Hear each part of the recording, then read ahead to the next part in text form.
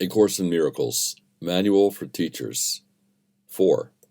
What are the characteristics of God's teachers?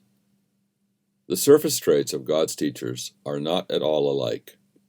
They do not look alike to the body's eyes. They come from vastly different backgrounds. Their experiences of the world vary greatly, and their superficial personalities are quite distinct. Nor at the beginning stages of their functioning as teachers of God have they as yet acquired the deeper characteristics that will establish them as what they are. God gives special gifts to his teachers because they have a special role in his plan for atonement.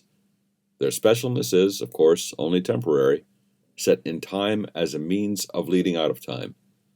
These special gifts, born in the holy relationship toward which the teaching-learning situation is geared, become characteristic of all teachers of God who have advanced in their own learning. In this respect, they are all alike. All differences among the sons of God are temporary. Nevertheless, in time, it can be said that the advanced teachers of God have the following characteristics. Trust. This is the foundation on which their ability to fulfill their function rests. Perception is the result of learning. In fact, perception is learning, because cause and effect are never separated. The teachers of God have trust in the world because they have learned it is not governed by the laws the world made up. It is governed by a power which is in them, but not of them. It is this power that keeps all things safe. It is through this power that the teachers of God look on a forgiven world.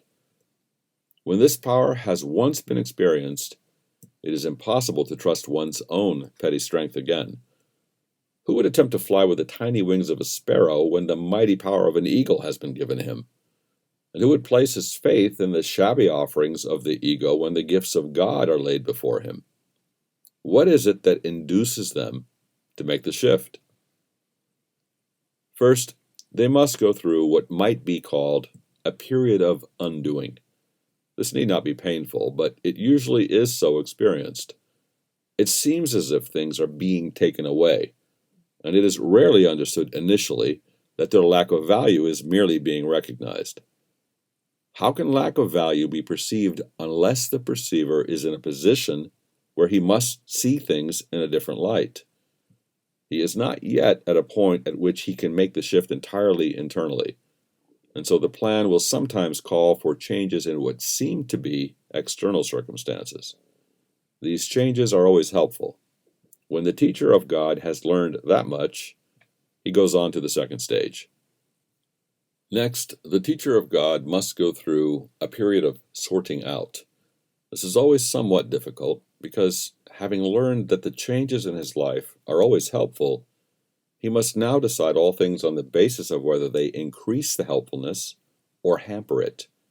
He will find that many, if not most, of the things he valued before will merely hinder his ability to transfer what he has learned to new situations as they arise.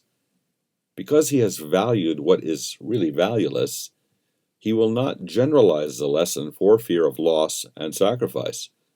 It takes great learning to understand that all things, events, encounters, and circumstances are helpful. It is only to the extent to which they are helpful that any degree of reality should be accorded them in this world of illusion. The word value can apply to nothing else. The third stage through which the teachers of God must go can be called a period of relinquishment.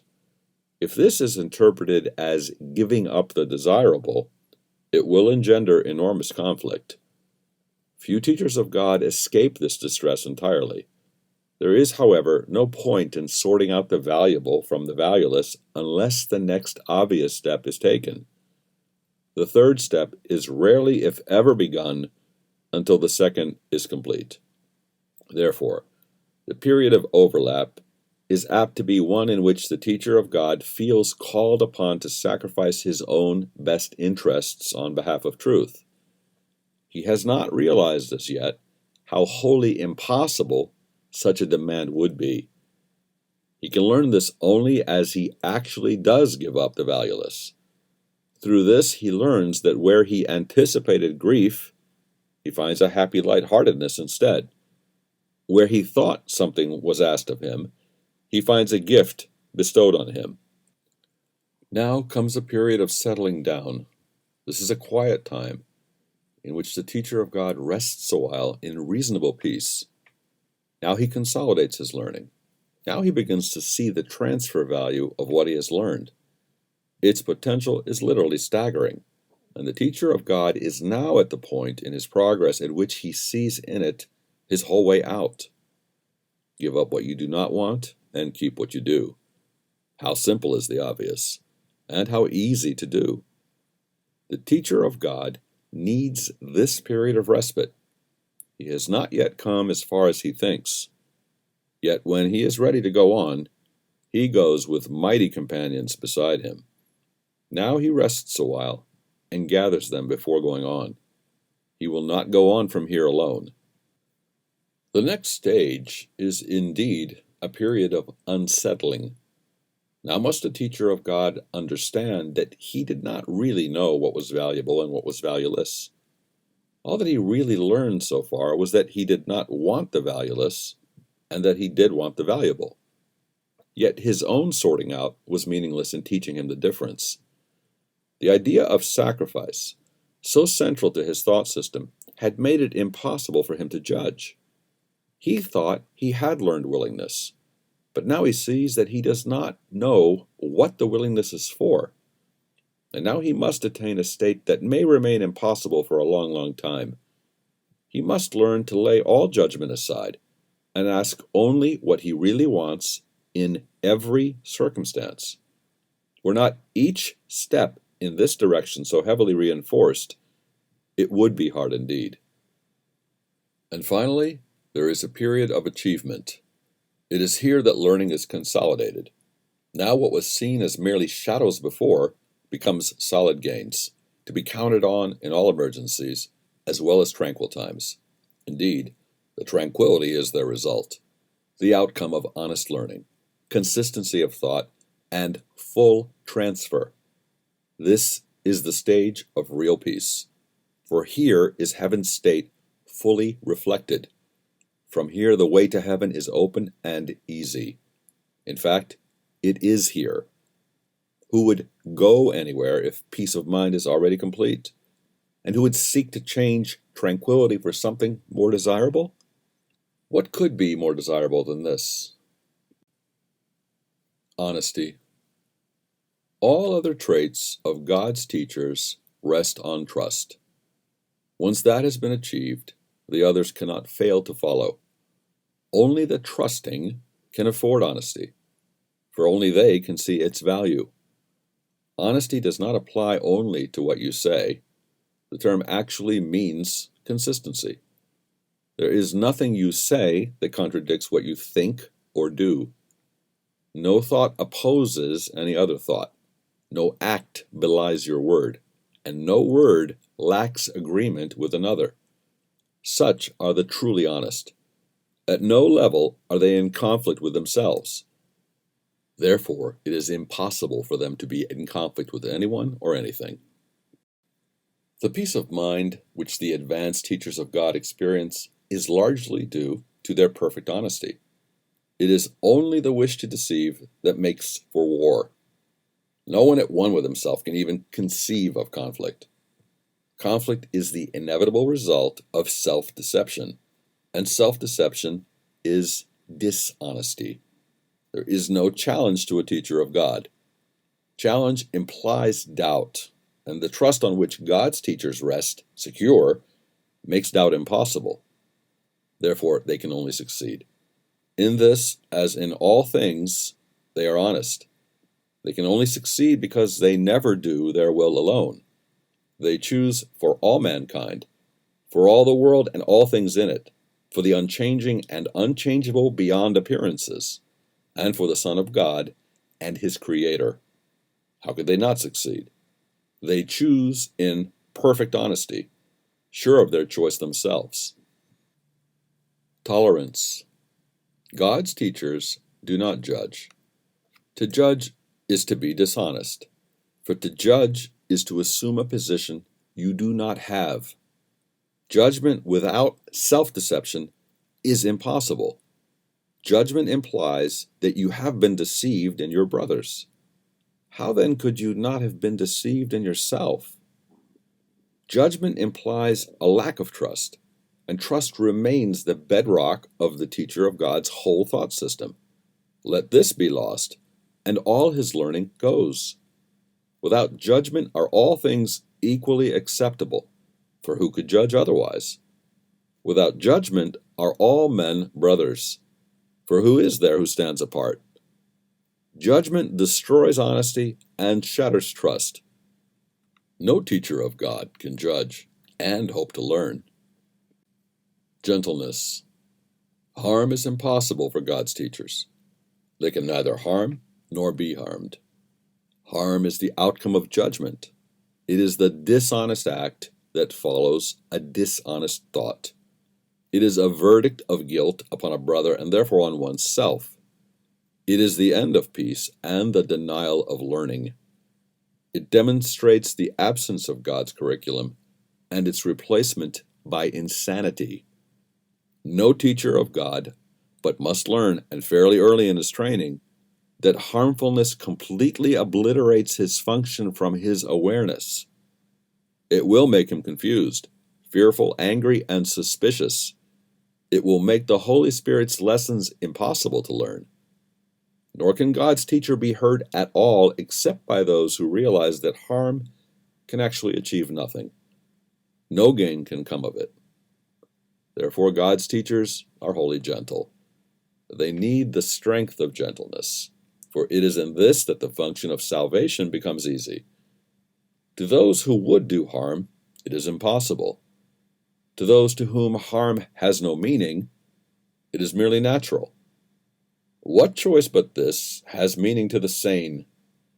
Who chooses hell when he perceives a way to heaven?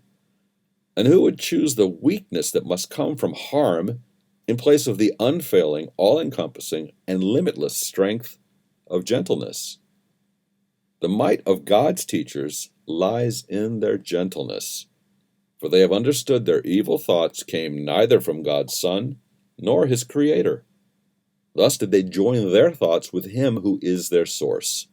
And so their will, which always was his own, is free to be itself. Joy. Joy is the inevitable result of gentleness. Gentleness means that fear is now impossible. And what could come to interfere with joy? The open hands of gentleness are always filled. The gentle have no pain. They cannot suffer. Why would they not be joyous? They are sure they are beloved and must be safe. Joy goes with gentleness as surely as grief attends attack. God's teachers trust in him, and they are sure his teacher goes before them, making sure no harm can come to them. They hold his gifts and follow in his way because God's voice directs them in all things. Joy is their song of thanks, and Christ looks down on them in thanks as well. His need of them is just as great as theirs of him. How joyous it is to share the purpose of salvation. Defenselessness. God's teachers have learned how to be simple. They have no dreams that need defense against the truth. They do not try to make themselves. Their joy comes from their understanding who created them. And does what God created need defense? No one can become an advanced teacher of God until he fully understands that defenses are but the foolish guardians of mad illusions. The more grotesque the dream, the fiercer and more powerful its defenses seem to be. Yet when the teacher of God finally agrees to look past them, he finds nothing was there. Slowly at first, he lets himself be undeceived, but he learns faster as his trust increases. It is not danger that comes when defenses are laid down. It is safety, it is peace, it is joy, and it is God. Generosity. The term generosity has special meaning to the teacher of God. It is not the usual meaning of the word. In fact, it is a meaning that must be learned and learned very carefully. Like all the other attributes of God's teachers, this one rests ultimately on trust, for without trust, no one can be generous in the true sense. To the world, generosity means giving away in the sense of giving up. To the teachers of God, it means giving away in order to keep. This has been emphasized throughout the text and the workbook, but it is perhaps more alien to the thinking of the world than many other ideas in our curriculum. Its greater strangeness lies merely in the obviousness of its reversal of the world's thinking. In the clearest way possible, and at the simplest of levels, the word means the exact opposite to the teachers of God and to the world. The teacher of God is generous out of self-interest. This does not refer, however, to the self the world speaks of. The teacher of God does not want anything he cannot give away because he realizes it would be valueless to him by definition. What would he want it for? He could only lose because of it. He could not gain. Therefore, he does not seek what only he could keep, because that is a guarantee of loss. He does not want to suffer. Why should he ensure himself pain? But he does want to keep for himself all things that are of God, and therefore for his Son. These are the things that belong to him. These he can give away in true generosity, protecting them forever for himself. Patience. Those who are certain of the outcome can afford to wait, and wait without anxiety. Patience is natural to the teacher of God. All he sees is certain outcome, at a time perhaps unknown as yet, but not in doubt. The time will be as right as is the answer. And this is true for everything that happens now or in the future. The past as well held no mistakes. Nothing that did not serve to benefit the world as well as him to whom it seemed to happen. Perhaps it was not understood at the time. Even so, the teacher of God is willing to reconsider all his past decisions if they are causing pain to anyone. Patience is natural to those who trust. Sure of the ultimate interpretation of all things in time, no outcome already seen or yet to come can cause them fear. Faithfulness. The extent of the teacher of God's faithfulness is the measure of his advancement in the curriculum. Does he still select some aspects of his life to bring to his learning while keeping others apart? If so, his advancement is limited, and his trust not yet firmly established. Faithfulness is the teacher of God's trust in the Word of God to set all things right, not some, but all. Generally, his faithfulness begins by resting on just some problems, remaining carefully limited for a time. To give up all problems to one answer is to reverse the thinking of the world entirely, and that alone is faithfulness. Nothing but that really deserves the name.